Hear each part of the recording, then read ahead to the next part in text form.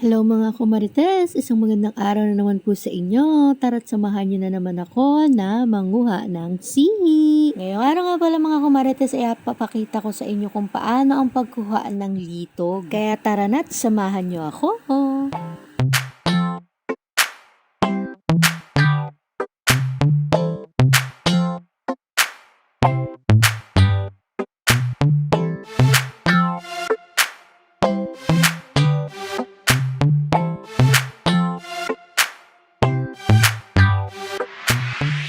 Karni nga pala guys ang itsura na sinasabi ko sa inyo na litog. Madali lang ang pagkuha nito. May time na nakapatong laang siya sa putik at may time din naman na nakalubog. Itong ipapakita ko naman sa inyo guys ay mga talaba na andito lang yan sa tabing aplaya. Malapit na malapit laang. Kaya nawiwili ako lagi ng pabalik-balik din. Pag may nakita kayo na ganyan na nakanganga ay talaba talaga yan. Hindi muna natin yan kukunin. Hayaan muna natin yan lumaki para pag lumaki saka natin kunin. So ayun na nga mga kumarites, ganito ang pagkuha ng litog. May time na makikita nyo nagayan para siyang guhit baga na may nakabukas. Katulad niyan, isang maliit at isang malaki. So ayan, ito munang inuna kong kinuha. Itong medyo malaki-laki ng konti. O diga kay sisiw man din. Ganyan lang ang pagkuha ng litog. May iba't ibang sizes yan mga kumarites. Pero hindi lahat ng nakanganga ay litog ha. Kasi may time na magkapareha sila katulad nito. Yan. Akala mo ay litog o pagkakita mo man din ay talaba. Ang talaba ba ay kapag nasa tubig nakanganga din. Kaya man din minsan ay mapapait sa prank ka na lang. So ayan mga kumarites, meron ako nakita. Pero medyo lumabo kasi gawa ng putik. Balikan natin yan mamaya. So hahanap muna tayo dito. Yan. Paapakita ko sa inyo. Yan gayaan. O nakanganga. Nakanganga. O, di kay litog. Tapos, babalikan na natin yung kanina nating nakita. Medyo malaki yun dahil malaki ang pagkakanganga. Ayan. Ito yun. Yan. O, medyo lamabo yan kanina gawa ng putik ay. O, diba? Sabi sa inyo ay malaki. Oh, 'di ba? Nakakagiliw ang pagkuha nito mga kumarites, kaya sinasabi ko sa inyo kapag may pagkakataon ay subukan ninyo. Promise hindi kayo magsisisi. Mag-i-enjoy na kayo, ay may masarap pa kayo na ulam.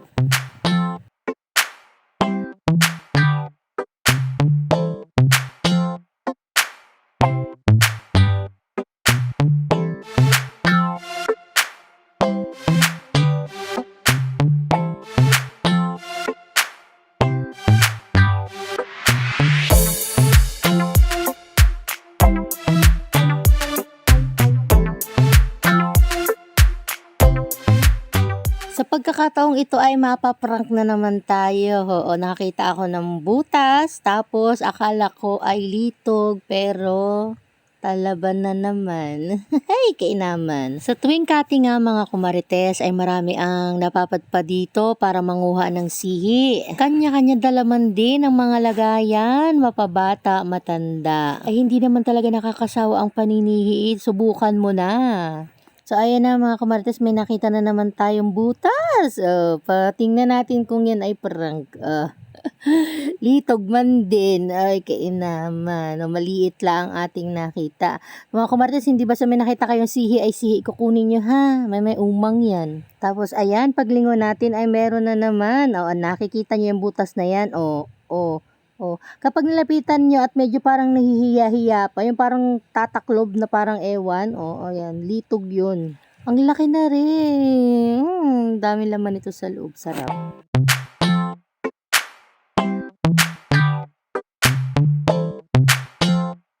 Sa pangunguha talaga ng litog ay dapat malinaw ang inyong mata. Oo, matalas dapat ang inyong paningin. Ayan, may nakita tayong maliit na butas pero ang laman, kainaman, malaki. Tapos ayan, meron na naman tayong nakita dito. Medyo hindi siya masyadong kita talaga na nakanganga pero dapat talaga matalas ang inyong paningin, guys. Ang inyong paningin at pang-amoy. Tas ayan, 'di ba? Yung ganito sobrang kitang-kita. Pero pag ganyan na sobrang nakanganga siya guys, tapos nailapit nyo yung inyong kamay, medyo tumitiklop yan. So alam nyo na nalitog yan, ganun. So medyo nakakarami na tayo na nakukuha mga kumarites. Ayan, marami na tayong pang-ulam mamaya. Excited na ako.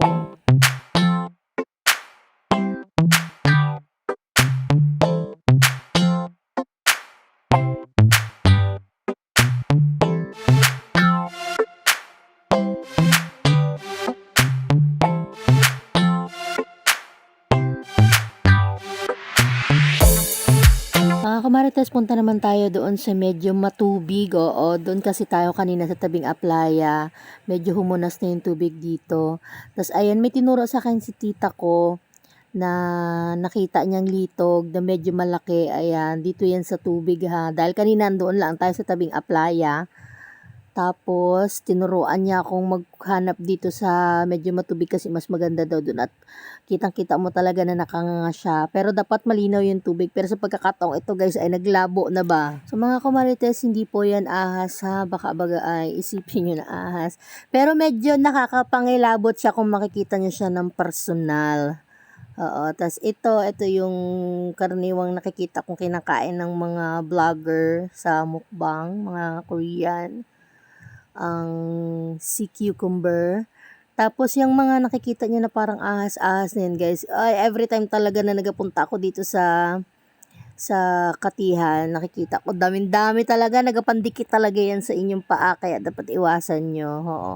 Ang tawag nila dyan ay bahag-bahag. Pwede nyo naman kunin kung gusto nyo gawin yung pet. Charis.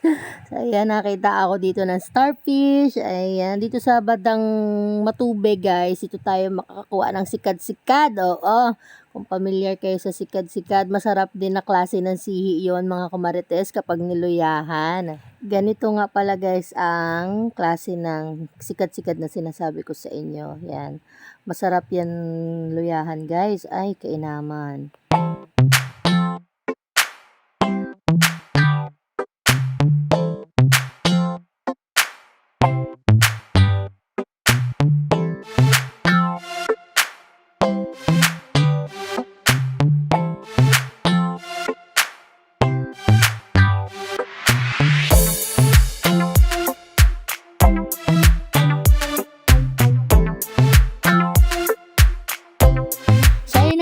Marites, ito ko na muna tatapusin ang ating mini vlog. Ayan, maraming salamat po sa inyong panunood. Babalik po tayo ulit dito sa Katihan at tayo mangunguha ulit ng mga sihi at talaba. Kaya abang-abang kayo. Bye for now!